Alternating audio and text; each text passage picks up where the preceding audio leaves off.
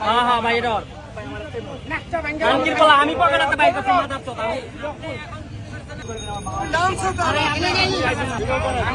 বহুত মানুষ মার করতো গুলি করে বহুত মানুষ গুলি করে মারতো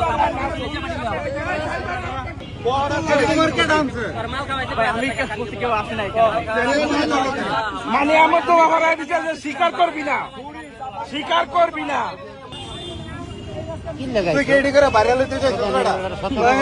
জানের কি অবস্থা হইতে জানো তুই পালাই গেছে, তুই কোন সাহসে আসলি বল ভাই? আমি